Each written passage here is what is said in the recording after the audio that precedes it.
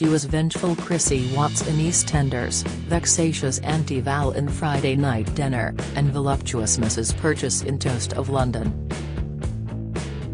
Award-winning actress Tracy-Ann Oberman has sparkled in everything from unflinching crime dramas to twinkle-eyed farce.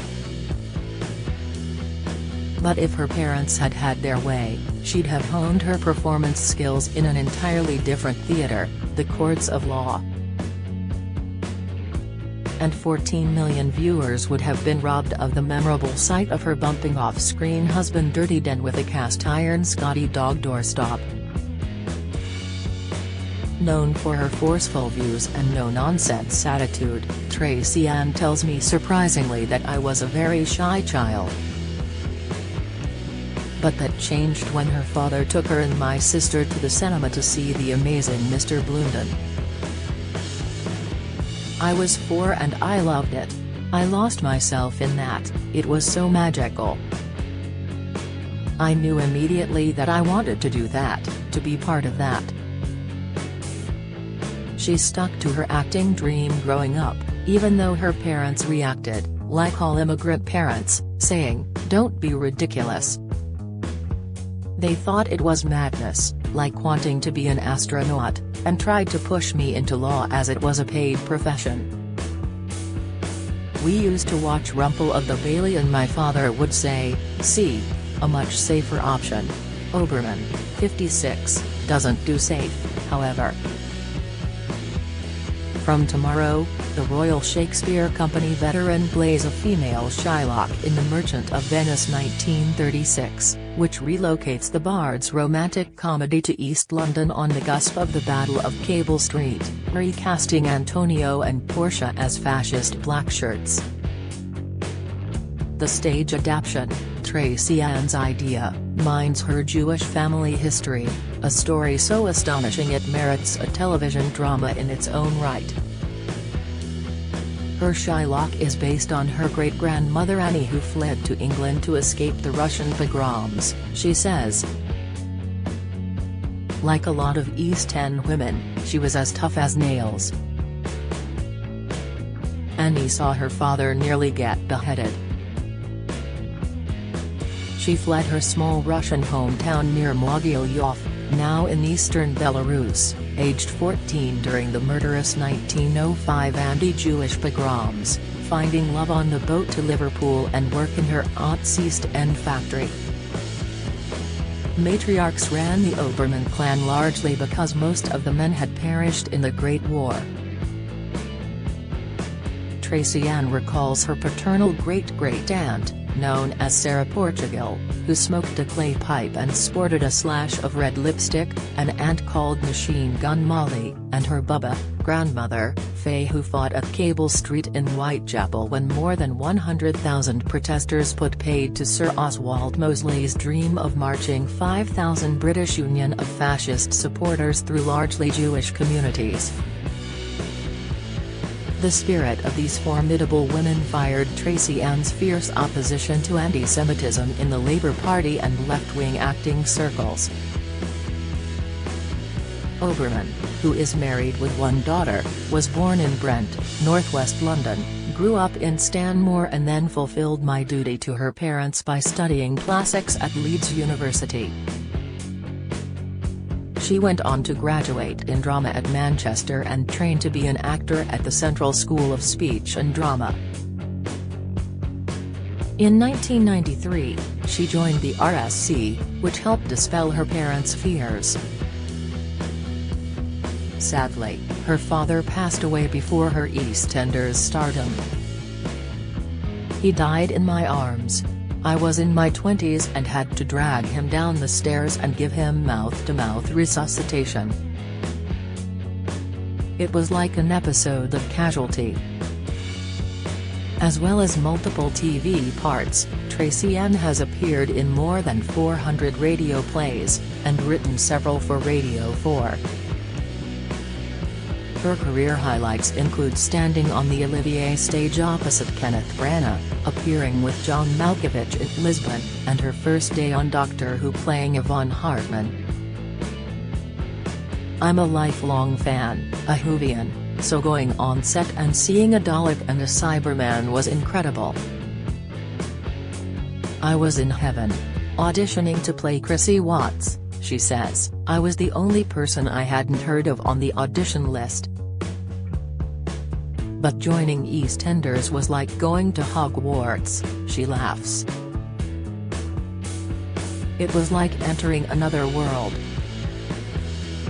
The sets are a third smaller than real life, so on outside location shoots the actors look tiny. Tracy-Ann played Chrissy, the Betty Davis of Walford, for 2 years, appearing in 138 of 142 episodes in year one, shooting up to 28 scenes a day. She filmed part of the climatic Witches of Walford episode before her hair-raising 10-day honeymoon in Phuket, Thailand, when the 2004 Boxing Day tsunami struck. She and husband Rob overslept one morning and woke up to find the beach had gone.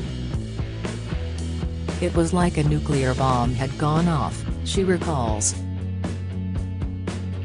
The couple spent the rest of their honeymoon helping the survivors before she returned to bash Den over the head with a doorstop. She laughs. He kept getting his head stuck to the floor with fake blood. Although powered by strong convictions, an air of mischief is very much part of Tracy-Ann's essence. The blonde, brown-eyed actress is currently writing a 1-hour radio play about Mae West and is learning lines for a film she can't discuss. Her work ethic makes Noah look like Andy Capp. How does she relax? Hard drugs, she jokes. I have 13 things on the go as well as trying to be a good mum, and a good wife and a good daughter. I'd like to write a novel. I just need to find time. You need such discipline. Oberman has considered a spin-off comedy career. I did a stand-up course back in the day with my friend Simon Evans, says. I had to do stand-up 5 nights a week. I did 3. I got laughs, but I found it too lonely. I prefer working with people. People like Toast of London creator Matt Berry, a genius, she says. Her favorite stand-ups include Joan Rivers, Larry David, Richard Pryor, Bill Hicks, and Sarah Silverman. Ricky Gervais can be brilliant. That Golden Globes speech was one of the greatest pieces of TV ever. David Baddiel makes me laugh, he has the turn of phrase. Paul Ritter's death in 2021 put paid to hit Channel 4 comedy Friday Night Dinner. Not only was he an incredible human being, he was also a fantastic actor, she says. He filmed that and Chernobyl at the same time. He'd have his shirt off filming for hours and never complained. He was mesmerizing, the beating heart of the company. The ever-surprising Oberman acquitted herself well on Celebrity Mastermind, specialist subject, the Imperial Roman family. She caught the eye, Claudius Bugyung. I was the freak child reading Suetonius at 11. I must have been a real laugh. But it was exciting and salacious, like EastEnders with togas. Tracy-Ann put her Shylock with Street Fights idea to director Bridget Lamore. It's a bold move. Shakespeare's 16th-century classic arguably paints the Jewish moneylender as a pitiful villain getting his comeuppance. It's a really difficult play, she says of the original. Like Fagin, Shylock buys into the trope of mean, money-grabbing, untrustworthy Jews. But the nine-cast play subverts that trope. The actress has encountered modern anti-Semitism. She was advised to change her to Jewish surname by a drama teacher, and experienced vile online insults from far-left activists after objecting to Mir One's mural of Jewish bankers playing Monopoly on the backs of working people. "Somehow I ended up being one of the few people standing up to anti-Semitism in Corbyn's Labour Party," she said. "I had family in the camps and the Warsaw Ghetto.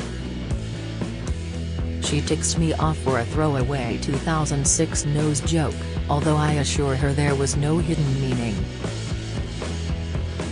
To Tracy-Ann reciting Shylock as an anti-fascist heroine at the Battle of Cable Street reminds people of what a hopeful moment that was, and how we are stronger together, instead of splitting communities up to compete in the oppression Olympics.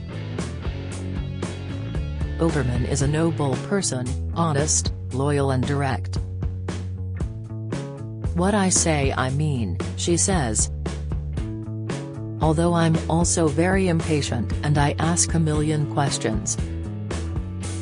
But finding my voice has made me feel fearless." The Merchant of Venice 1936 is at Watford Palace Theatre, February 27 to March 11.